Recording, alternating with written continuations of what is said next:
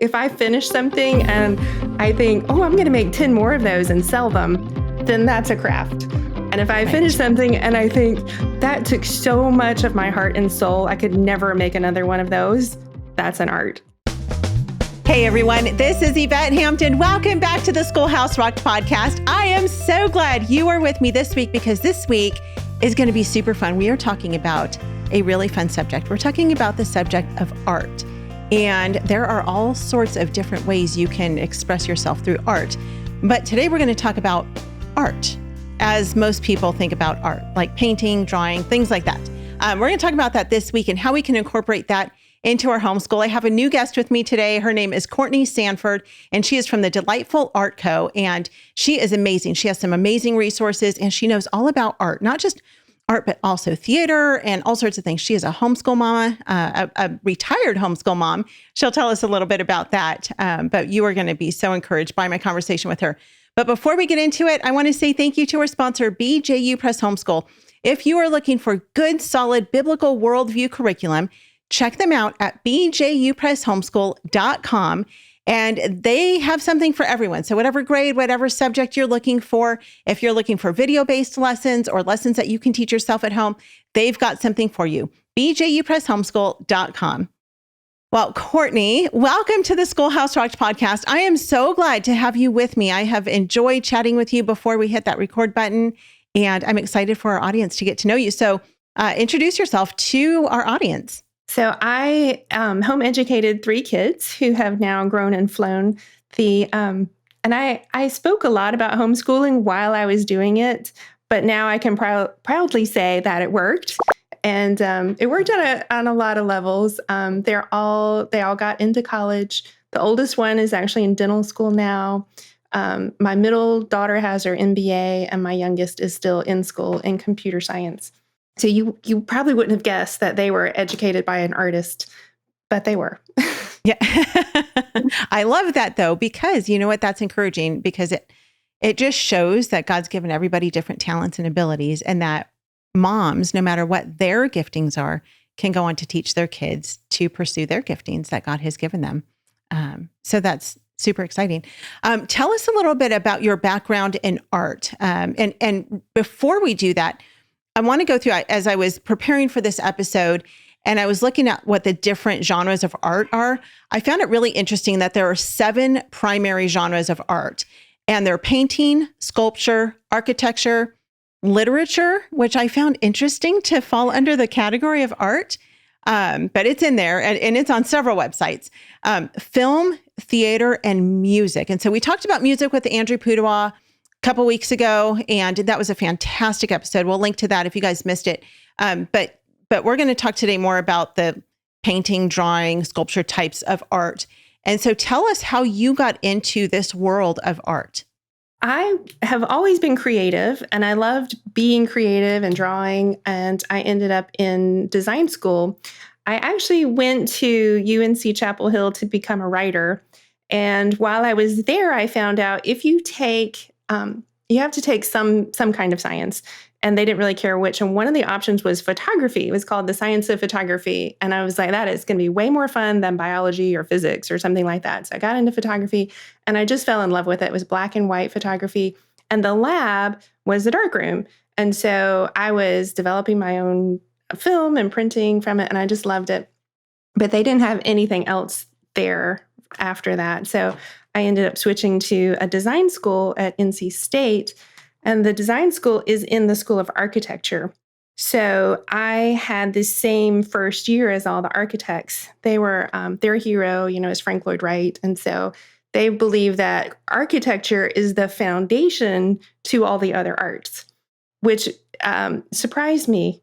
I would have thought maybe drawing, painting first, and then architecture. But they saw it as like, if you understand structure, then you can structure a painting or a drawing or anything else if you understand structure in kind of an aesthetic way. So, so I had a lot of architecture, and I love architecture. In fact, my favorite class is the one that inspired my art school. It was the history of architecture. And in that class, they gave us a blank book instead of a textbook. And as the professor lectured, we would draw what we saw in the slides, and we got graded on that. And then we had to create some artifacts as well. So I did a sculpture in that class for a grade. And I just love that class, going chronologically through. It really included all of art history, but a little focus on architecture. And so I always bring in architecture into my classes so that they can appreciate that in history as well. Yeah. It's funny because I was surprised to see that. I was surprised to see literature as one of the genres of art, but I was also surprised to see architecture because for some reason my brain just didn't go there. I often think of art as just painting, sculpture, drawing. Photography, of course, is another one that's huge with art. But I think oftentimes as homeschool moms, when we think of art, we think of those things. And then we also think of crafts, like how much glitter can we get and how much glue do we need with the glitter and how, get all the markers out and all the things and cutting paper and stuff like that.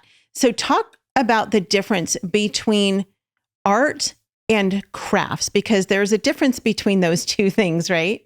And then talk about the difference between them and maybe how they relate to one another as well. Yeah. So the way I think of it for a homeschool mom, if you're doing a craft, everybody's is going to turn out the same. So you might do a craft at Christmas and everybody makes a Christmas ornament. And that's a good way to teach listening, following directions, learning to cut. So I'm not downplaying incorporating crafts into your homeschool. It has some good things. But if you're doing a fine art project, everyone's will look different. Even if you're drawing the same subject, there's going to be that element that the individual brings to it. And then for me personally, if I finish something and I think, I'm going to make 10 more of those and sell them, then that's a craft. And if I finish something and I think that took so much of my heart and soul, I could never make another one of those, that's an art. Yeah. So one of these big paintings, if I had to recreate something like that, it's too exhausting. If you pour your heart and soul into it, you can't keep doing that. Or if you do, you don't want to do the same thing again. So, so that's my personal definition. But for homeschool moms, I would just appreciate, sometimes you're doing crafts. The other difference is that younger kids will enjoy crafts, but your high schoolers probably won't. Unless it's like for a gift or a Christmas holiday project. But especially in high school, they're going to want to express themselves and be unique. Yeah, for sure. Let's take a break. We'll be right back. Have you tried CTC Math yet with your child? Here's a testimonial from another happy homeschool mom. Amber said, "I'm absolutely thrilled with CTC Math. It's a rare find that I've used with my children for more than 5 years now. I have 6 children using CTC Math, and each child has found it easy to navigate and very applicable. Thank you so much for all that you are doing in providing quality math lessons for my children." If you're looking for a great online math program, visit ctcmath.com. That's ctcmath.com. Join Apologia for the Homeschool Bootcamp, a free video series that provides practical guidance and wisdom from experienced homeschool parents. You'll discover how to equip your family for academic, social, and spiritual success. Plus, you'll discover how to build deeper and stronger family relationships. Homeschool Bootcamp covers how to break free from the public school mindset, daily planning, supporting students with learning challenges, homeschooling as a working parent, navigating the high school years, and much more. Find this incredible free homeschool resource at apologia.com/bootcamp. We are back with Courtney. Talk about how to get started, because we talked about before the break the difference between art and crafts. And I love your definition of that. I've never thought about that before, but you are absolutely spot on. Art is something that you can be creative with yourself. Craft is something that everybody does the same thing. But I think crafts can help lead to teaching kids how to do art, right? You're telling them, here's what's creative, and then they can go out on their own and figure out how to be creative with their own imagination. And so as we're looking at getting started with teaching our kids art and maybe even doing crafts, but specifically on art, what things do we need to get started as homeschoolers? I love drawing, and drawing in and of itself. And I think this is why a lot of schools and parents just let art go, because and I've taught art classes like this too. I used to teach art where you would just, I'd have a skill in mind And I would think, sit down, I want to teach you this skill. And then we think, well, what are we going to draw it on? And it's usually something seasonal. Let's draw a pumpkin in the fall. We'll draw leaves. Right. And then you produce a body of work that's just random, meaningless stuff hanging on your refrigerator. So what I have found in experimenting with my own kids and then through my art school is that if you use art in another subject, it becomes more meaningful.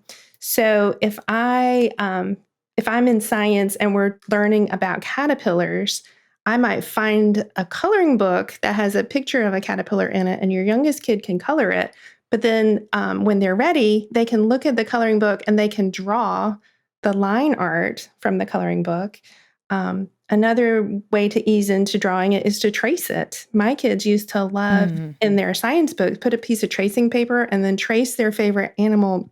My oldest son was really into a frilled lizard, and he traced it probably 50 times. It was a complex drawing, but he was just obsessed with it. He traced it and traced it and traced it, and then he would draw looking at it, and eventually got to the point where he could draw this really gorgeous frilled lizard from memory. And it was amazing. And I loved that it had them spend more time looking at the thing. You have to look really closely if you're going to recreate it. And so it wakes them up. If you're doing a lesson and they look sleepy, you can say, hey, let's draw this. And they'll wake up and get a little more engaged. And then when they draw it, that really focuses their attention. And then they develop this skill of looking at theirs and looking at the original and deciding what's different and what can I add to make mine better. And so you get this back and forth judgment thing of paying attention. And then that can lead to, once they develop that skill of being able to reproduce what they see, then they can start to create their own drawings. And I usually teach them how to draw a thing like a caterpillar and then encourage them to imagine what the background could be, and then just do anything you want in the background. So it has that element of play and experiment. Yeah, so fun. I love tracing paper. We used that early. It's been a long time since we've used it, but I remember early in our homeschooling, I had a pad of tracing paper, and that is so much fun because it really does teach kids. I think we used it mostly for doing maps. So when we were in classical conversations, we would use our tracing paper and we would trace out maps.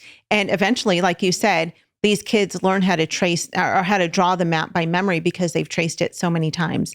Yes. All the states, the outline of the United States, all the different continents. And it's so good for kids. And that gives them the practice. It's kind of like when they're learning to write their ABCs, right? You get the little workbooks that have all of the alphabet on them, and they trace the letters over and over and over and over again. And eventually they can write those letters on their own. And so you're really doing the same thing with art. And that's brilliant. I've not thought of doing it that way. Yeah. Well, in a modern education scenario, they might think that's cheating to trace, but I'm not tracing and then holding it up and saying, look what this is original art, right? Right. I'm saying this is a tool to learn something. I'm not going to try to pass it off as my own. It's a tool to learn. And then later, after I've practiced and I've developed the skills, then I produce original art. So, yes. Yeah. Yeah. Good stuff. Talk to the homeschool mom about how does she find time to do this? Because I know for myself, art is one of those things usually that I have my girls do, or my one daughter now. Of course, we're only homeschooling one now. But usually I would have them do art, drawing, coloring, painting, tracing, whatever, while we're doing our read alouds. That's typically the time we do that. Or it's something that they do late into the night. I know my youngest daughter now, she'll just grab her sketch pad and she'll just start sketching stuff. It'll be midnight and I'll go in her bedroom. I'm like, what are you doing? And in the morning, she's got this beautiful drawing. But I have found that during, our morning basket time, reading time, read aloud time, whatever, or maybe if they're listening to an audiobook, something like that is a really good time to incorporate these things. But also there needs to be maybe a separate time where we're giving proper instruction for art. So how did you do that with your kids? I did the same thing with you, like listening to Story of the World, they would draw. And, but you're right, their mind is listening. So that's not a really good time for me to give them drawing instruction. So, I don't know that I was very, disciplined in it. It was kind of random, and it was focused more in the summers. In the summers, I could sit down, but I tried to integrate it into another subject. So Like in literature is a really fun one. So you can ask them after they've read a book, you could, instead of writing a paper, maybe they could design the book cover. Or maybe they design a playbill if they've read a Shakespeare play. That I think that it can give you some good conversations. Like, what's the one thing that stands out in your memory? When you see the playbill for Phantom of the Opera, you know that there's going to be a mask and a red rose. So if you're looking at another book, say a book that they just read, think what's one symbol that you can pull out of that, and that could be a half-hour conversation about all the Yeah. symbols, and then have them pick one that they think would make a good book cover, and then they could render the book cover, and then they can add typography. So that is a rhetorical response to literature, just like writing a paper would be. So maybe for one book, you swap out an art experience. I think we've done a big canvas one time for. I said it was going to be a book cover, but we ended up doing it real big on canvas. So you could do a painting or a book cover. For Yeah. literature, for science, any diagram can be reproduced as a nice drawing. Colored Yeah. pencils or watercolors are good for that. All your biology, all those animals can be drawn. And as they draw, they get better at drawing. So they're practicing and improving their fine art skills as they're learning. Now that I'm putting together classes and I'm working with other art teachers, we do Mhm. it really thoughtfully. And so now I have it set up so like one day a week in your history studies, we're going to learn something about history, and we're going to have an art related project so that you have two learning objectives. I'm going to have you remember this interesting fact from history, and then we're going to do a painting or a drawing that Mhm. reinforces your memory of it and also teaches you some fine art skills. So now that my kids aren't here, I can put a Yeah. little more thought into it and do it a little more systematically. Talk about the different art mediums, I guess you would say, like pastels, charcoal, watercolors. What are the different things that we should maybe have on hand to help our kids? When we give them a sketch pad or maybe tracing paper or just a piece of construction paper, anything. What are some of the best things that we can use for our kids?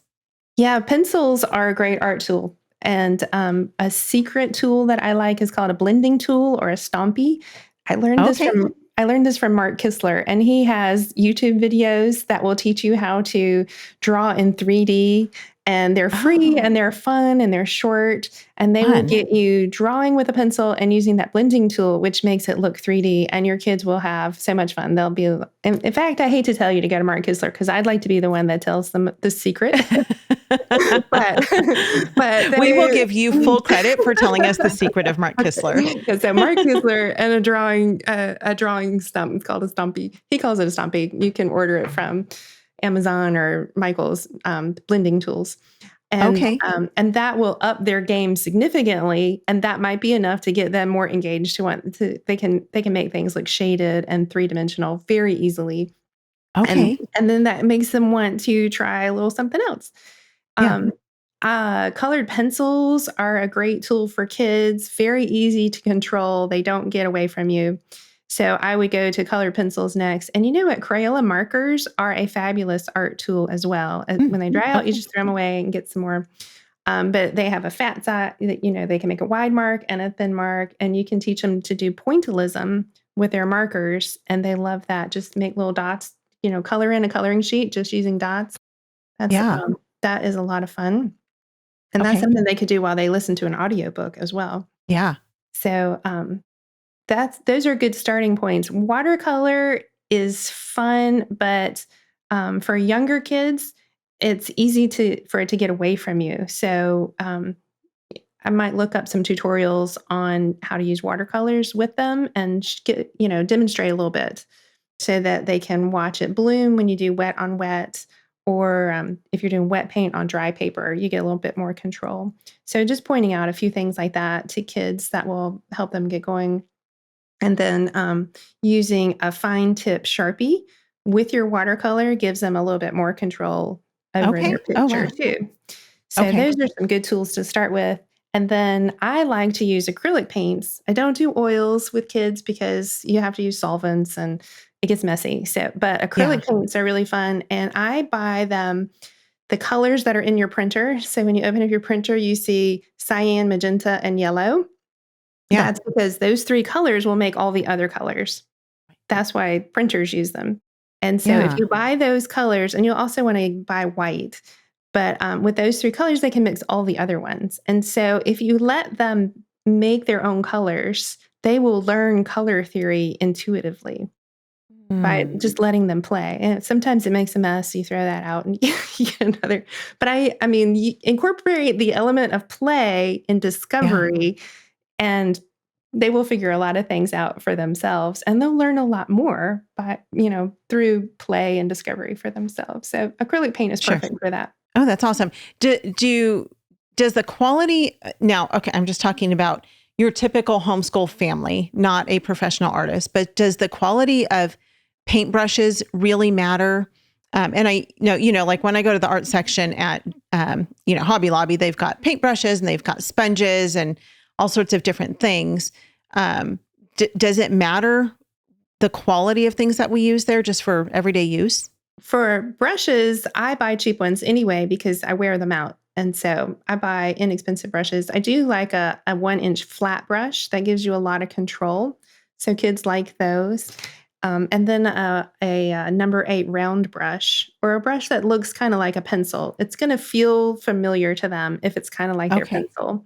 So one wide flat brush and one round brush that feels like a pencil is all you need for brushes. And then for paint, if you go super cheap, it's going to be like trying to paint with jelly. So, Okay. so don't buy the cheapest paint, but you don't have to buy professional paints. This is what I use with a lot of my kids. Okay. Liquitex. What brand is that for those who aren't watching the video? Oh, I forgot. It's Liquitex Basics is Okay. an inexpensive brand. And where do you get that from? Michael's or Amazon. Okay. And Artist Loft has a student grade that's good too. Now, when I paint, I use golden, but I don't demonstrate with that, and I don't use it in class because Okay. it's very expensive. But Liquitex gives you the feel, and it's not like jelly, so it'll be kid friendly and clean up with water, and they'll be able to control it pretty well. Yeah, fun. Or you could just use jelly and then let them eat it at the end. That would be fun. That Can you imagine? does. There has to be some sort of edible art projects that our kids could do, like painting jelly on bread. That would be fun. That would be a fun Yes, I project for think them you're to onto do. something. Yes. Yeah. Do the girl with the pearl earring in jam. I think it's Yeah, exactly. yes. So fun.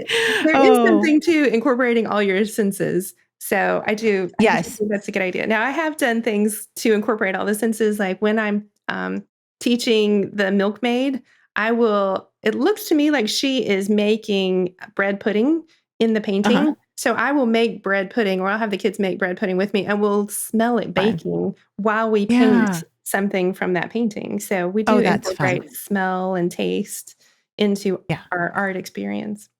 Yeah. But So all much that fun. is and all that is in my history lesson. So I can check off history for the day. And, Right. so art's not a separate thing on its own. Art is getting done the work that needs to be done of learning those Right. academic subjects. It's a tool. It's a learning tool in my house. Yeah. Well, okay. So speaking of history, you have some really good books. We're just about out of time for this episode. But you have some fantastic resources for art. The first one that I ever got of yours is The Art of Ancient History. This is such a cool book. It's art lessons from around the ancient world. And you've got pyramids, you've got all sorts of you've got King Tut. I love this one. How do you draw King Tut? And so there are some really fun projects in here. And then the other one on art history specifically is Reflections on Art History. And we'll put links to these in the show notes. But tell us really quickly what else, because I know you teach classes as well. You teach art classes. So tell us a little bit more about the Delightful Art Co. and what you teach. Yeah, so I started teaching online when I got shut down for the COVID. And I thought this is going to be terrible, but it wasn't. It was wonderful. And as I learned how to do it, it got better and it grew and it grew. And I had more requests. I started teaching art history. And so And instead of writing papers about the art, we painted paintings or we did drawings about the art. So it was a real interactive art history class. Yeah. And then I started getting requests for classes for younger kids. And so I met a young lady who was just graduating with a degree in English and art. And she said she wanted to do what I'm doing when she grows up. And I said, well, when do you want to grow up? Because you could do it right now. And so I got her started and wrote this book for her, Draw Your Way into the Woods, which includes a poem, an art project, and a piece of art to look at. So if you like Charlotte Mason, this probably hits a home run. So yes. you pour in good art, you load their brain with good art, and then you hear a poem, and then you learn to draw the thing that was in the poem. So that's a lot of fun. Yeah, that's actually my favorite of your books, Draw Your Way into the Woods. I love this one. The butterfly is my favorite in here. I love the butterfly. Oh, good. So we have an online class. If you want to do it in a group, you can join a Zoom class, and the teacher, she adds to it. She'll add from her experiences, especially Grace, who loves poetry. So she might talk about the construction of the poetry, or she might talk about the animal and bring in some more science. So you get a little added info in the first maybe 10 minutes. And then she leads you through an art project. Sometimes she'll mix it up that it's not exactly in the book, but and then all the kids get to hold it up at the end of the class, and you see what the other ones did, and you encourage each other. So that way you get to meet kids from all over the world, in Canada and Japan and Hawaii. So it's been really fun. Are they live, your classes? Yes, most of them are. Right now we have 300 students in live classes among 6 teachers. Okay. So it's been a lot of fun. From me, my role is seeing needs of where students want to incorporate art, and then finding teachers who love art and maybe love another subject. Like my daughter-in-law is a history major who also loves art. So she and I together worked on this ancient history book. That's her. Okay. The other Mrs. Sanford is Maddie, my daughter-in-law. Awesome. Okay. Well, we'll put links to those things in the show notes. We are out of time, but thank you guys so much for being with us. We will be back on Wednesday to talk more about art with Courtney. Courtney, thank you for being with us today and this week. This has been such a fun conversation. You guys, thank you for being with us. Stay tuned to the very end to hear a clip of what's coming up next on the podcast. And if you have not been to our website and visited schoolhouserocked.com, go there and visit, and you will not find art lessons, but you will find the artistic movie, Schoolhouse Rocked, the Homeschool Revolution, that you can stream for free. So if you've not seen it yet, you can find it on our website, schoolhouserocked.com. Have a great rest of your day, and we will see you back here on Wednesday. Bye. We've got an urgent situation. If we knew we were in a war zone, which we are because we live in the middle of a spiritual battle, we would not say, well, let's take a few days off while the battle's going on. We're called the spiritual battle. Let's step up and take responsibility for that. Even if we're able to push the evildoers and the totalitarians back for another generation, if they've got the young people, it's over. I often think about Daniel's parents, who you don't hear anything about. But they must have laid down the foundation for Daniel to be able to go into Babylon and not fall. This is Yvette Hampton, host of The Thinking Dad. Join us for the first season at thinkingdad.net. You kind of have to know the worldview of the artist as well, which I think is part of the fun. I like to talk about what was important to that artist, and let's try that. And so like if you look at Michelangelo, he loved like the perfect body. And so we might do a portrait in which we might trace a face of Michelangelo and then learn to shade it really well, paying attention to what Michelangelo valued.